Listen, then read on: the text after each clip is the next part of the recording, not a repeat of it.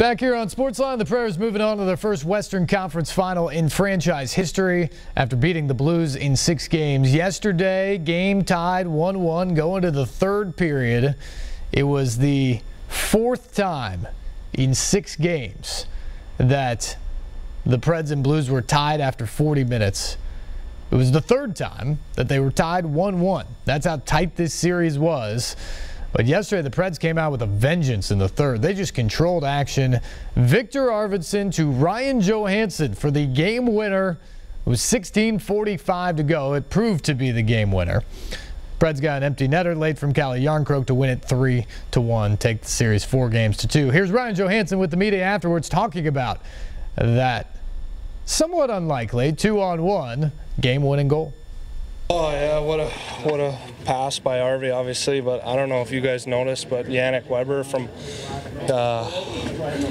with the sense of mind to push me from behind to give me a little boost, got me in a position where I could be alone with the goalie. So, huge credit to Yanni. Obviously, the pass by Arvi and definitely a big goal at the time. Ryan, I know that your line had been quiet in the series up until this point, but it wasn't invisible.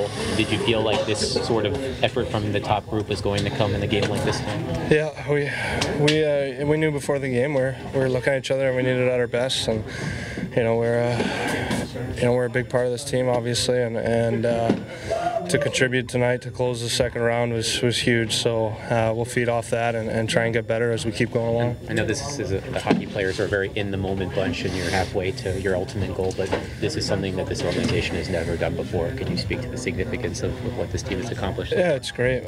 Just for the fans, all the support, and us being able to just go there and do what we control and work our hardest. And I think that that's been pretty evident for them watching us. So it's exactly what we're going to keep doing. We got 20 plus great hockey players in here that are just going to keep pushing and try and play the best hockey they can. So yeah, but fun times for sure. The hero yesterday, Ryan Johansson, with the game winner for the Preds in the 3rd period. It should not be overlooked, though, what happened at the start of the 2nd period, because St. Louis really dominated Game 5 on Friday night in St. Louis. They just controlled the action essentially from start to finish there and ultimately win that game 2-1.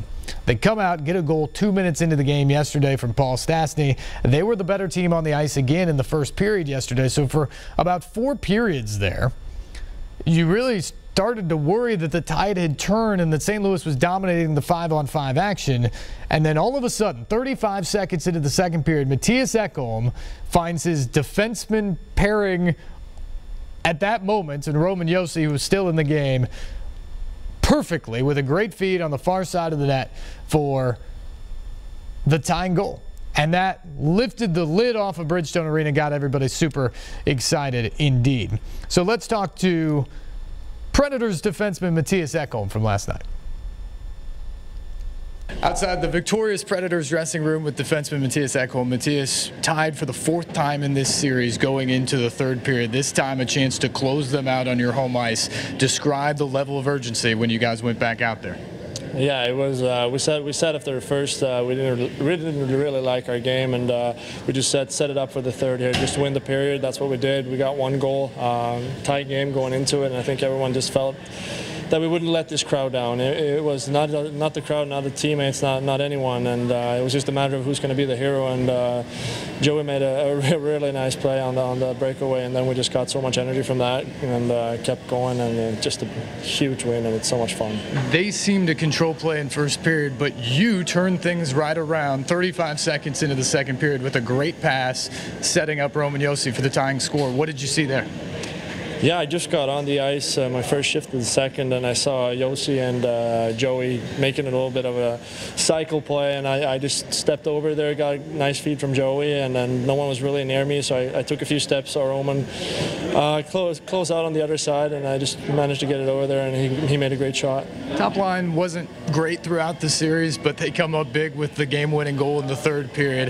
How good have they been for you throughout the year, but really in the playoffs? Yeah, just really stepped up in in the playoffs for sure. We've had some injuries to deal with and all that, but they have stayed consistent throughout the whole playoffs, especially as you're saying, and they're just a really good line. You missed a couple breakaways in the third period as a team. How long did those final 15, 16 minutes seem like they took? Yeah, we really, I thought we played really good defense. I really thought we did. I thought we kept them on the outside, but it's obviously dangerous when they get that much zone time, and obviously it would have been nice to make one of those breakaways to get a little insurance, but a game like this, it doesn't really matter how it goes, just to win is most that matters. And finally, Matthias, you know this franchise has never been to a Western Conference final before. To go there now, what does it mean? Oh, it's so much fun, especially for me too. I've been here for almost 5 years now, and been drafted by them, and just to see how the organization has grown throughout the years, and the fans right now is crazy. I wouldn't trade our fans against any other fans in the league. I think we have the best ones. They're so loud in the games, and they just get emotionally into the games too, and it's just a great place to be. 9th straight home playoff win, and you're going to keep Smashville rocking for a couple more weeks. Matthias, congratulations. Thank you, appreciate it. Matthias Ekholm, defenseman for the Predators yesterday, a huge part in that first goal that really got things going for the Preds as they closed out the Blues. We're up against the break, but we'll try to fit in here with, who is this, Courtney? With Joe. Joe, thanks for the call. You're on SportsLine. Hey, how you doing? Doing well. Yeah, I thought, going in the first period, everything looked kind of sloppy. Everybody, I don't know, it just seemed like everybody just wasn't together. They got that goal.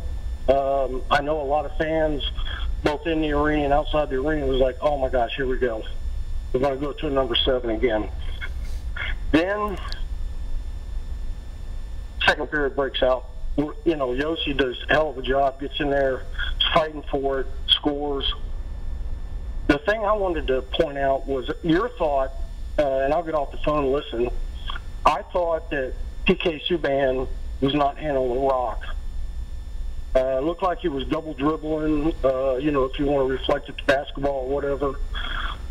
Looked like he just wasn't in his game. And right before, they had an interview with him on TV, and, he was talking about, hey, get into this, let's do it. And just didn't look like he was on his game. So talk about his game, let me know what you say. Yeah, I think by and large in the series, Joe, PK Subban was phenomenal. Those first 2 games in St. Louis, he was the best player on the ice for the first 2 games of the series, especially for the Preds. I thought he was really good against their top-line guys, and yesterday he was phenomenal defensively. Phenomenal defensively yesterday. I think as a team, they struggled to pass the puck at times. They were a little bit sloppy in the last couple games. That's something they're going to have to work on as things get tighter as you move throughout the playoffs. PK also got beat up a little bit yesterday, hurt his shoulder in some way, shape, or form on a hit from Ryan Reeves. I don't know if that had anything to do with maybe the puck handling stuff yesterday. Hopefully the rest can do him well. But by and large, he was as advertised in this series, especially late in the series on the defensive end against Vladimir Tarasenko and that top line of the Blues. So give PK a lot of credit for that, especially injured yesterday in that game. We got to take a break. When we come back, we'll talk some football. Titans center Ben Jones next up on the program here on SportsLine.